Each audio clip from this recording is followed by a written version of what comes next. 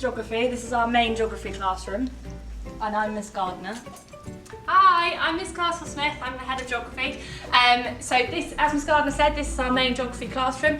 I understand that you may well have done a bit of geography in primary school, but this is all about learning more about the subject. It's about deepening the knowledge, being curious about people and places, learning about natural processes, why do volcanoes, why do rivers form, also thinking about the interconnections between people and places, so why do cultures happen, and then you'll see over here as well we've got field work over there. So in geography the great thing is we actually get to go outside and see lots of things, so whether it's going on a trip to Iceland, going to the coast, going to a city, all those things we get to do to understand, to develop your understanding of real places. We also do decision-making skills that Miss Gardner and I are going to show you in a second, and it's all about the curiosity. So you're going to love geography if you're the sort of person that goes outside and says, why is that form like that, or why is that population like that, or why is there so many people over there? So welcome to geography.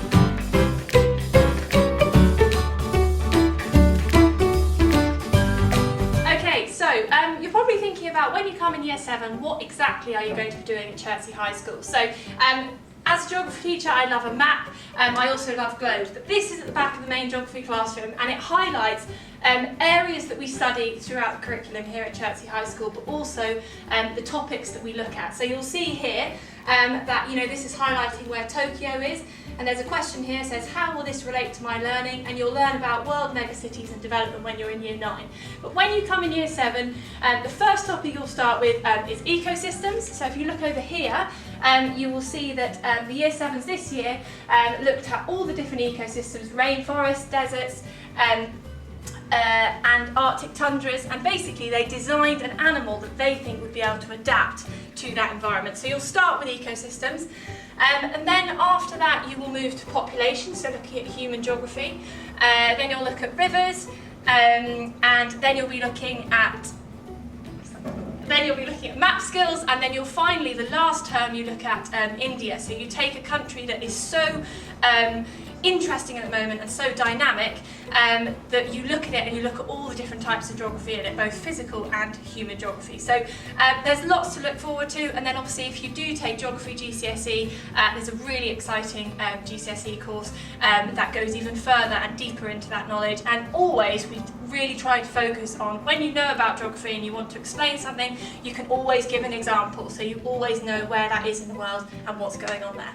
Okay, so you might be thinking, when you come in year 7, you might think, actually I really like geography and I'd like to do some more. We do offer a geography club, so that will give you the opportunity to do quizzes. We've made earthquake-proof houses, we've looked at fair trade chocolate, lots of different games, and me and Miss Gardner are up for any ideas. So if you come in year 7 and there's something you want to do that hasn't been on the curriculum, you can bring it to Geography Club and we can have some fun after school.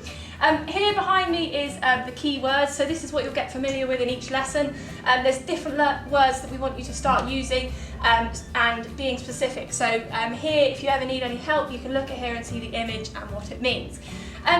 Moving further forward with careers in geography, you might be thinking that's a long way off, but it is really important to think that geography is so diverse and would help you in any career that you want to go into. It's a science subject, it's also got looks at human geography, so the social part of it. You also develop maths and fieldwork skills. And with careers, it's really interesting because at the moment, in a modern society that's got quite a lot of huge problems and issues going on with it, you've got migration going on, you've got urban expansion, you've got immigration, you've got lots of different things going on in the news. But then on the natural side of things, you've also got volcanologists working because they're trying to work out when volcanoes are going to go. You've got earthquakes. So actually a career in geography, there's lots to explore, and we did I did a degree that was in geography and town planning, so if you're interested in cities, there's always something for you. And then one of the most important things that I feel really strongly about is the environment. So if you're interested in the environment or helping charities or whatever you would like to do, that also all comes under the geography umbrella. So it's a really interesting subject, and I really hope that when you come in year 7, if you do come in year 7, you love it as much as I do.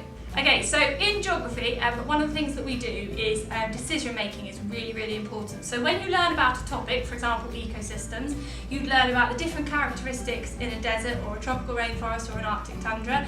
You'd then explain how animals adapt to it. But analysis is something that is really quite hard for students to first grasp. So what we do is in every topic we have a decision-making lesson. Now, Miss Gardner here is sort of demonstrating what would happen in one of our lessons. So I'm going to give Miss Gardner an ecosystem, and she's going to pick 3 of the items on this table for her survival kit. So imagine you were stuck in that ecosystem. She's got to justify and explain why she picks those 3 items. So Ms Gardner, you are stuck in the desert, you've got no idea, and to be precise, okay, you are in Africa, okay, you're in the Sahara Desert, you've got no idea how long you're going to be stuck in there, okay, so there's no like you'll be safe in 4 days, you don't know, you're allowed to take 3 of these items. What would you pick? Right, so I think I would pick a torch because it gets really dark at night and I'm going to need to see what I'm doing. Could have a sun hat, it's going to be really hot during the day.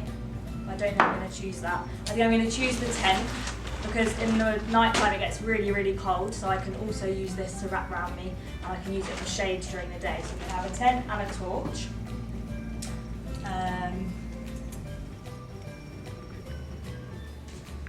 And I think I'm going to choose matches because I might need to start a fire to make some food.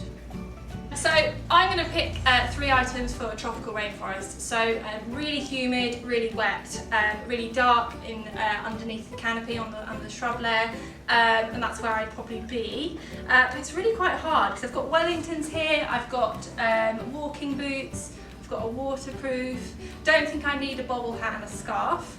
But I think I need some good footwear because there may be like snakes and stuff on the floor. So I think I'd take some walking boots. So these are these, you can't see them. And I think I would take a head torch.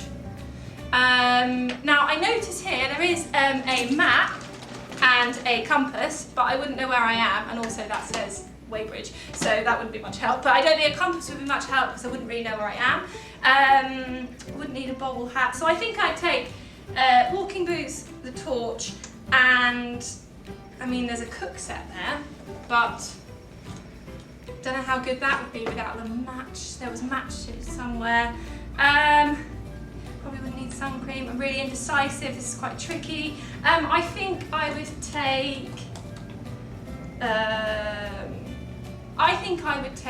Hand sanitizer because I would use it for keeping clean, but also if what sort of food I am going to get, I'd be able to then maybe use it in that sense. I don't really know because it would be really wet as well, so it would be really hard. Let's hope I don't get stuck in the tropical rainforest. Okay, so in geography we look at natural processes. So quite often students will be looking at how a landscape has been affected, whether that's glaciers, rivers, coasts, natural hazards like volcanoes or earthquakes. So what we do in the geography department is we use Play-Doh to show those processes and really look at those characteristics. So what I have here is 2 different types of a volcano, a shield and a composite volcano. Your shield volcano is much more like a dome shaped, your composite volcano is much more steep sides, it's got layers of lava, it's got a big central vent and it's got very tall steep sides. So what you may get to do in Chertsey High School is build a volcano. So Miss Gardner and I are going to sit here. We're going to have, say, a minute. A minute long enough? Yeah. Yeah. And we're going to build our best composite volcano, and then you can be the judge of which teacher you think does it better. Okay? You ready, Miss Gardner? Yeah. Okay. Timing. 3, 2, 1, go.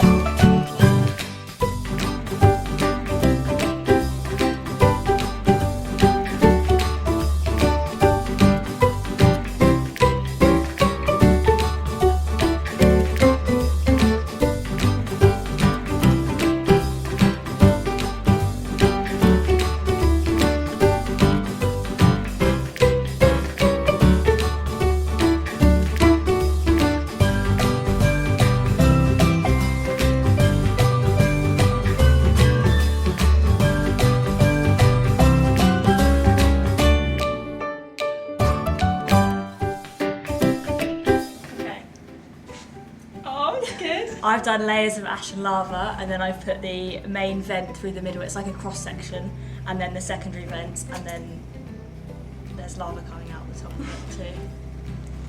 So yeah, big eruption coming out from it. I haven't got alternating layers, but I have tried to do it with the lines. I've also got the fact of the bottom. I've given the idea that the volcano, obviously, as the lava comes down and dries up from each volcano, you're going to have more of a rough edge at the bottom.